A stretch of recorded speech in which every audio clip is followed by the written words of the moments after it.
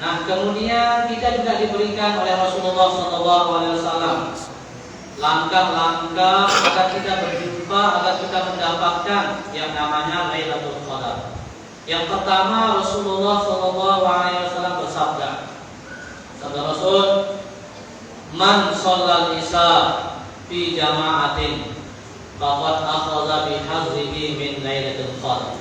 Siapa yang dapat berjamaah salat Isya, maka dia mendapatkan bagian malam Al-Qadar. Nah, jadi salah satu pertama yang kita jaga-jaga untuk berusaha mendapatkan malam Al-Qadar itu, kita berusaha jangan ketinggalan sholat Isya berjamaah.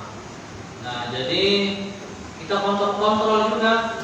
Dari subuh karena dari pagi sudah repot, nanti bukannya pakai apa ya, banyak kepikiran. Jadi sampai 5 di kepala, sehingga sibuk repot.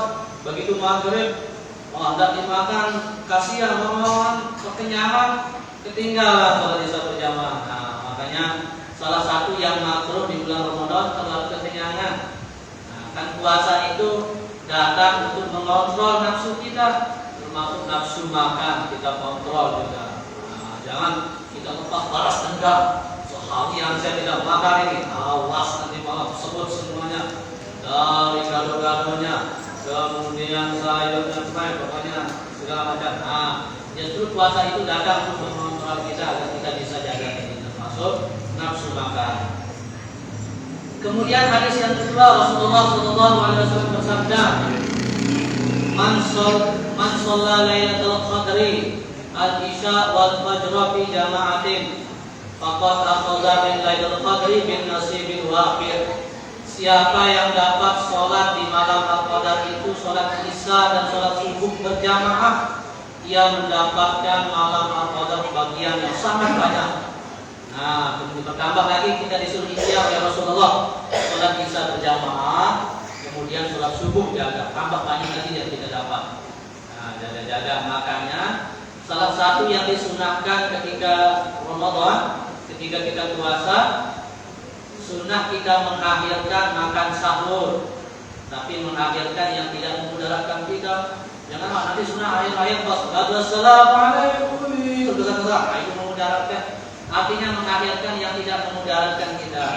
Mana enaknya kita yang utuh sendiri. Terlalu kecepatan, nanti kekenyangan, kelanjutan, kelolosan sungguhnya kasihan.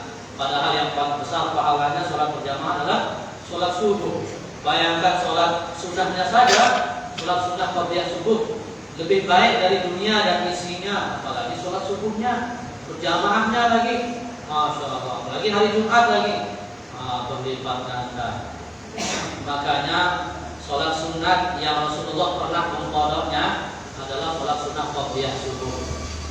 Jadi boleh kan kita sholat qabliyah subuh tidak ada, dan tidak boleh setelah subuh kita sholat, kecuali sholat sunnah qabliyah subuh apabila ketinggalan dibolehkan untuk mengqadahnya setelah subuh. Itu saking istimewanya namanya sholat sunnah qabliyah subuh.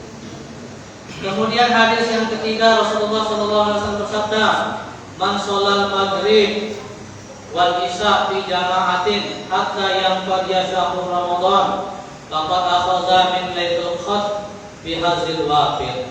Siapa yang dapat sholat maghrib dan sholat isya berjamaah sampai habis bulan Ramadan, ia mendapatkan bagian malam Al-Qadar, bagian yang sangat banyak. Nah, dari yang hadis yang pertama sholat isya berjamaah, dapat sudah bagian. Yang kedua lebih banyak lagi, sholat isya plus sholat subuh, tambah lagi sholat maghrib dan sholat isya berjamaah full bulan Ramadan. Apalagi kita bisa jaga sholat maghrib, sholat isya, sholat subuh full bulan Ramadan, masya Allah luar biasa lagi. Tambah lagi sholat 5 waktu. Intinya jangan sama jangan sama semangat kita beribadah di bulan Ramadan dengan di luarnya. Nah, Ramadan harus kita meningkat. Kemudian hadis yang keempat tentang cara kita, langkah kita untuk mendapatkan malam Al-Qadar yang mulia itu. Rasulullah SAW bersabda, Man ata alaihi Ramadan sahihan musliman. Siapa yang berjumpa dengan bulan Ramadan, Allah kasih rezeki umurnya kembali berjumpa dengan Ramadan dalam keadaan alhamdulillah beriman, Islam, sehat. Kemudian shoma naharahu, lancar puasanya. Wa shalla wirdan min lailihi, kemudian sholat malamnya, qiyamul lailnya tidak pernah absen, selalu jaga sholat malamnya, mulai isya berjamaah, kemudian sholat tarawihnya tidak pernah bolong. Wa ghadda basarahu, kemudian dijaga pandangannya. Nah, begitu keluar ke jalan, lihat yang terbuka auratnya, cepat memalingkan pandangan. Jangan begitu melihat auratnya, astagfirullah, tapi mata didiamkan. Itu batal istighfarnya. Jadi begitu kita lihat yang haram, astagfirullah, langsung cepat palingkan pandangan. Jangan astagfirullah, diam sejenak. Sejenak saja. Itu batal istighfar kita. Nah, jadi siapa yang wa ghadda basarahu, memejamkan pandangan, jaga pandangan, termasuk sekarang kita tidak keluar tapi HP. Zamannya HP, hati-hati juga. Sekarang katanya zaman TikTok. Meskipun banyak yang isi TikTok itu dengan kebagusan-kebagusan kan, tapi ada juga yang joget-joget. Nah, itu tidak usah dinikmati, cepat pindah. Karena itu dapat mengganggu pahala puasa kita. Wa hafizul lisanahu, kemudian menjaga lisan. Menjaga lisan kita. Hati-hati bulan Ramadan, jangan kita sampai lisan ini berkata kotor, apalagi mencaci, apalagi menyakiti hati saudara kita. Jaga lisan. Wa yadahu, jaga tangan. Sekarang tangan kita ini kepanjangan lisan kita. Lisan kita tidak ngomong, tapi tangan kita yang ketik. Ketik buat status yang membuat orang sakit hati misalnya, sama berarti kita telah mengeluarkan ucapan yang membuat orang sakit hati. Disampaikan oleh waliullah Abah Guru Sekumpul, siapa yang menyakiti hati orang yang beriman, dosanya itu lebih besar daripada merusak Ka'bah 70 kali. Jangankan 70 kali Bapak Ibu, sekali, meskipun yang dilawan Allah seperti pasukan gajah itu kan, tapi sudah berencana merusak Ka'bah sekali aja dosanya luar biasa. Dan menyakiti hati orang yang beriman itu dosanya lebih besar daripada merusak Ka'bah 70 kali.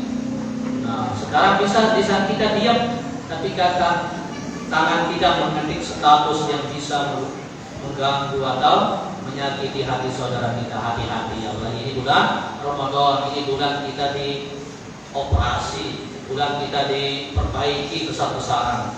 Mari kita manfaatkan. Siapa yang berjumpa dengan bulan Ramadan dalam keadaan sehat dapat melaksanakan ibadah puasa, kemudian sholat malamnya, qiyamul lailnya, tarawihnya dijaga full, kemudian pandangannya dijaga, lisannya dijaga, tangannya dijaga. Wa hafallahu ala sholatihi bil jamaah, terus berusaha untuk selalu sholat berjamaah. Wa bakara ila jum'atihi, kemudian jum'atannya selalu berusaha untuk tidak terlambat, bersegera datang jum'atan, jangan sampai datang sudah khutbah mulai. Faqad shoma syahra. Sabda Rasul faqad dalam ilmu nahwu shoroh, kalau fi'il madi atau kejadian yang sudah lampau, sudah lewat, atau istilahnya dalam bahasa Inggris present apa itu saya tahu. Kalau kejadian yang sudah lampau itu dimasuki oleh qad, itu maknanya litaktik, sungguh-sungguh. Faqad shoma syahra, inilah orang yang sungguh-sungguh puasa 1 bulan.